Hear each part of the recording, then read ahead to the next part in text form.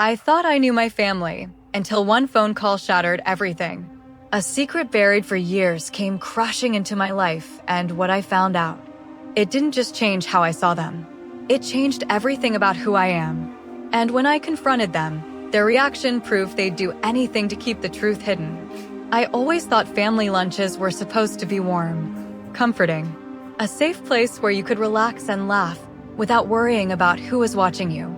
I was wrong. That Sunday afternoon, the sun poured through the tall windows of my in-laws' dining room. The smell of roasted chicken and rosemary mashed potatoes filled the air. Everyone was chatting, laughing, or at least pretending to. I sat between my husband, Ethan, and his mother, Patricia. Across from me sat his father, Gerald, and his younger sister, Lily, who had this habit of giving me polite smiles that never reached her eyes. I was mid-bite, my fork halfway to my mouth, when my phone, tucked quietly under the table, buzzed. I glanced down. Unknown number. Don't react. They're recording you. For a second, I thought it was a prank. My heart gave one hard, painful thump, and I froze. The clinking of silverware around me suddenly felt too loud, like every sound was amplified. I looked up, trying to act normal, but my eyes darted around. Patricia was smiling too much. Gerald's gaze lingered on me longer than it should have. And Lily. Lily's phone was sitting next to her plate, screen facing up. Was she filming me? I pressed my lips into a polite smile and took a slow sip of water to cover the shaking in my hands. Ethan didn't notice. He was busy telling his father about some promotion at work. His voice faded in my ears as a cold thought slid into my mind. Why would anyone be recording me here? The text came again. Unknown number. They want you to slip up. Don't give them what they need. My heart pounded. My mind raced through every possible reason. Did they suspect me of something? Were they trying to catch me saying something bad? I forced myself to chew slowly, nodding at whatever Ethan's father just said. Inside, my stomach was twisting so tight I thought I might be sick.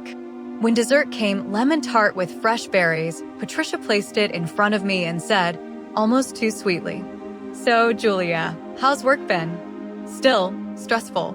The way she said stressful made me feel like she already knew something, like she was fishing for a reaction. I took a tiny bite, pretending not to notice her loaded tone. "Busy as always," I said with a smile I didn't feel. But I manage. Under the table, my phone buzzed again. Unknown number. They've been digging into your past. I nearly choked. I excused myself to check on a call from work and stepped into the hallway, closing the door behind me. My hands were trembling as I typed back. Me, who is this? Unknown number. Someone who knows what they're planning. Me, planning what? Unknown number. To destroy your marriage. My breath caught in my throat. I looked toward the dining room door, where their voices and laughter floated through like nothing was wrong, and felt my skin prickle. This wasn't paranoia. This wasn't an overactive imagination. Something was happening, and I was right in the middle of it. But I had no idea just how far they were willing to go. I sat there, the phone buzzing slightly in my trembling hand under the table, the glow of the screen still burning in my mind. Don't react. They're recording you. Recording me? My eyes instinctively darted to my left, where my mother-in-law, Linda, was stirring her tea with that perfect little clink of silver against porcelain. Across from her, my father-in-law, Gerald, sat with his hands folded, watching me with that unreadable, measured expression he always had. And then there was Brandon, my husband, the man I'd built a life with.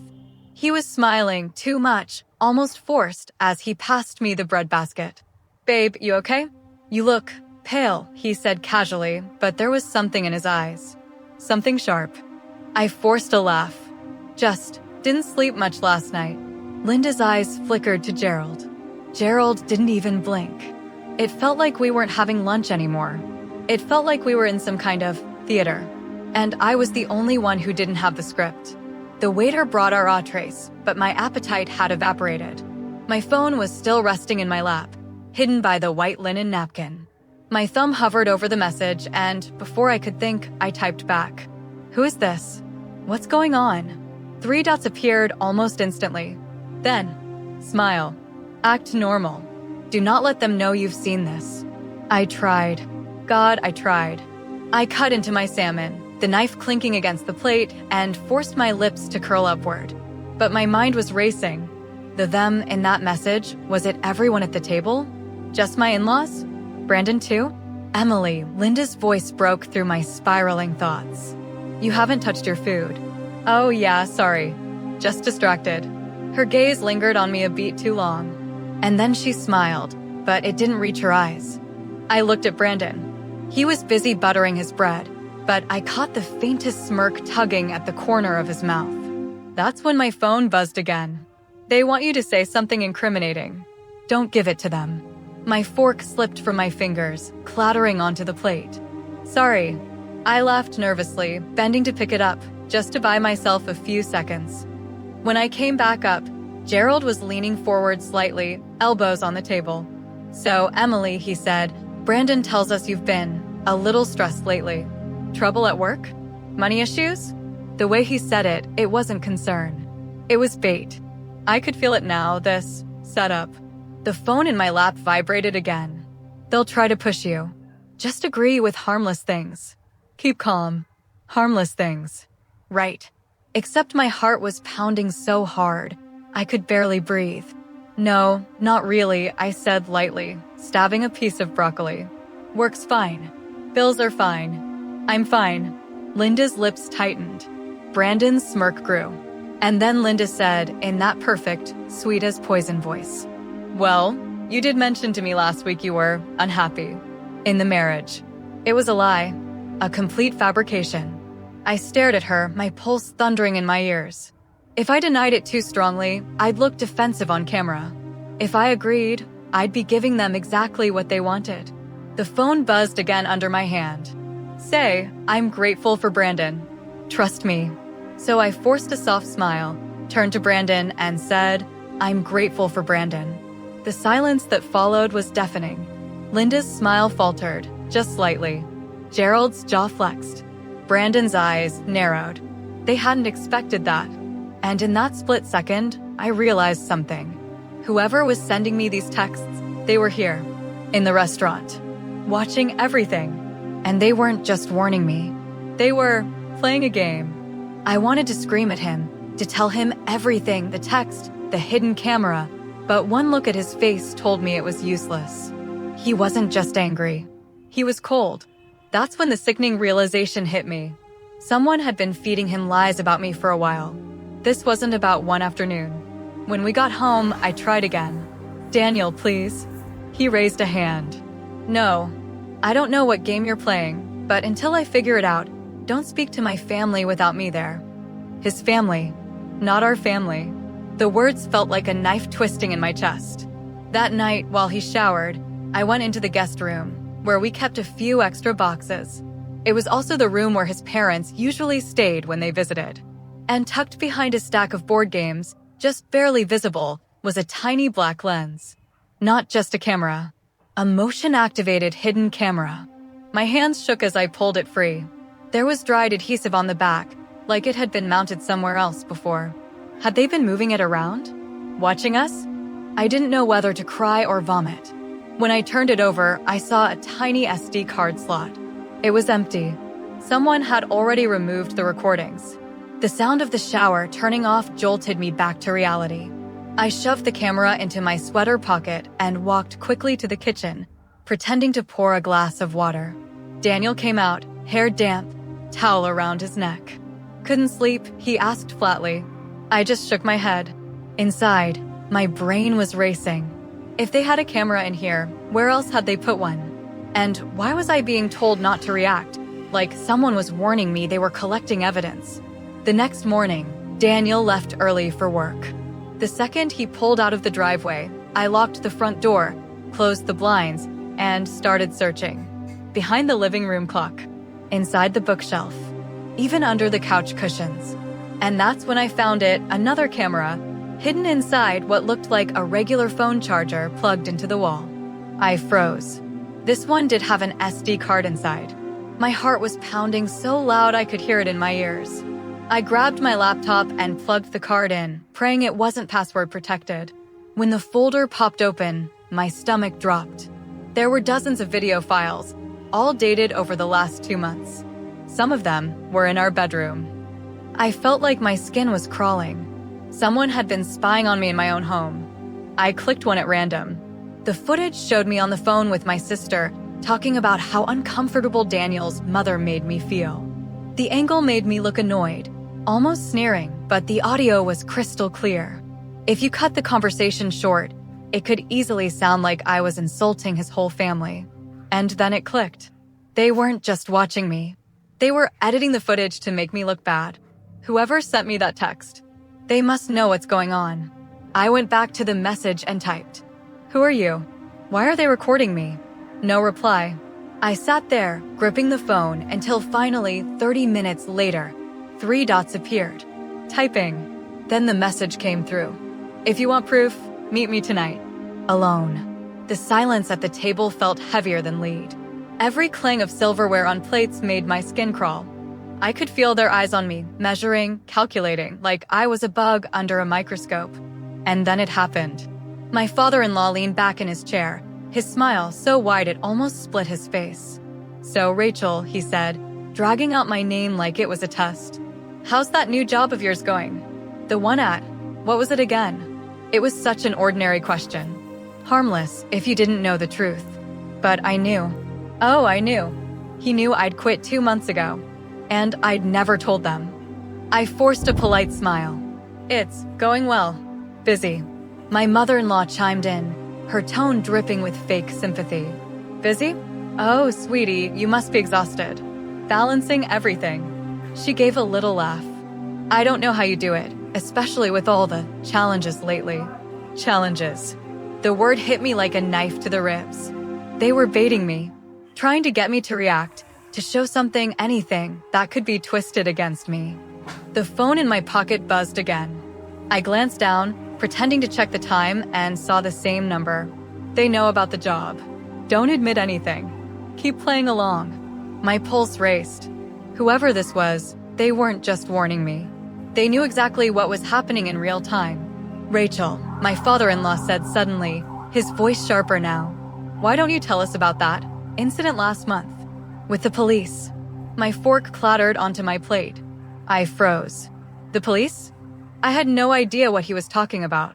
There was no incident.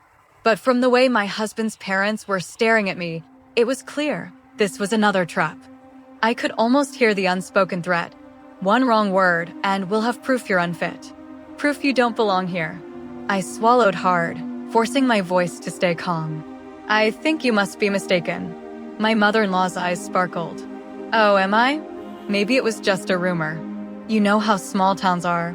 I took a slow sip of water, hiding my shaking hands. If they were recording, they'd get nothing from me tonight. But then, my phone buzzed a third time. This time, the message made my blood run cold. "The camera is hidden in the mantel clock. They'll use it in court." My eyes darted to the old, ornate clock on the wall behind my in-laws. It ticked innocently, like it had for decades, but now I could feel it watching me. Every muscle in my body screamed at me to get up and run. But I didn't. Instead, I smiled sweetly. "You know what? I just remembered I have something for you." I reached into my bag, my fingers brushing against the small flash drive I'd been carrying for weeks. The one with my insurance. If they wanted a game, I'd give them one. My head was spinning, but I refused to let them see me break. I set my fork down and leaned back in my chair, eyes sweeping across the table, my in-laws on one side, my husband Mark on the other, all wearing the same smug, expectant expression. The kind you see on poker players who think they've already won the hand. But they didn't know that I'd just been dealt a wild card. The unknown texter, whoever they were, had given me the one thing I needed: time. Time to read the room, to figure out why I felt like I was walking into an ambush. So I played along. I smiled politely, nodded when spoken to, and chewed my food slowly, while my phone lay face down beside my plate. Every few seconds, my eyes flicked to it. My heart thudded against my ribs, waiting for another vibration. It came. Text, "Ask about the house. Don't mention me." I froze. The house? I swallowed the bite of roast chicken and dabbed my lips with a napkin. So, Mark mentioned you've been doing some renovations, I said casually, turning to my father-in-law, Jim. His fork hesitated midair.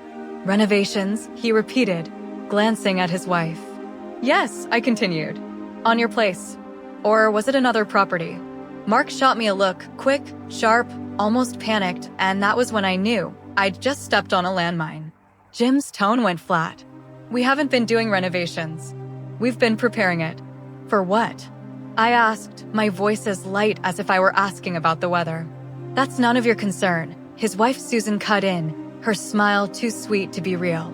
Another vibration. Text, it's for Mark. They're transferring the deed. Without you on it. My stomach dropped. Oh, so that was the game. They were trying to make sure that everything, the house, the land, the assets, stayed in their family's name. Without me in the picture. It wasn't just an ambush. It was a financial exile. And they were recording it all, probably hoping I'd lose my temper and give them the perfect clip to use against me in court if it ever came to that. But instead of exploding, I leaned forward, elbows on the table, and smiled like I had just remembered something delightful. You know, I said, it's funny you bring up property. Mark's hand tightened around his wine glass. I don't think. Oh, but I do think I interrupted smoothly. In fact, I think it's time I told you all a little story. Their eyes narrowed, but I didn't care. Because if they wanted a performance for their little hidden camera, I was about to give them one, only it wasn't the one they expected. The next words I was about to say, we're going to flip the table. The moment the words left his mouth, my heart felt like it might stop. Rebecca, I think you need to hear this. All of it, Nathan said, his voice low but trembling. Linda's face froze, caught between shock and rage. She reached for her phone, but Nathan was faster. He placed it on the table, screen glowing, already playing the audio. The voice was unmistakable. Linda, laughing, scheming, talking about how she'd been setting me up for months, how she was going to push Nathan into filing for divorce, making sure I'd leave empty-handed. And then, the line that would change everything. The only way to get rid of her for good is to catch her cheating, and I've already got the guy lined up. It was like the room tilted. My knees went weak. The people who had smiled in my face, hugged me, invited me to family dinners, had been plotting behind my back. The restaurant was silent except for the tinny playback of Linda's own voice sealing her fate. Her husband, Nathan's father, slowly pushed his chair back, his jaw tightening with every second. Linda, is this real? She stammered, it's out of context. But her own voice interrupted her. She's not even smart enough to see what's coming. By the time she realizes, she'll be gone. Nathan's father stood up. We're leaving. Now. His voice shook with fury. Linda grabbed his arm, but he shook her off. The two of them left without another word, their food untouched. I stood there, still processing, when Nathan turned to me.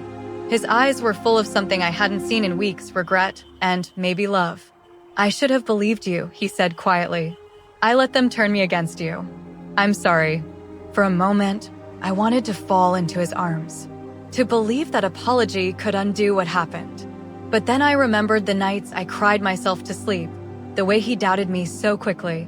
You didn't protect me, Nathan, I whispered. You let them poison our marriage. His face fell. Rebecca, are we over? I didn't answer. Instead, I stood up, pulled some cash from my bag, and placed it on the table. I think you already know. I walked out into the sunlight, the cool air hitting my face like a second chance.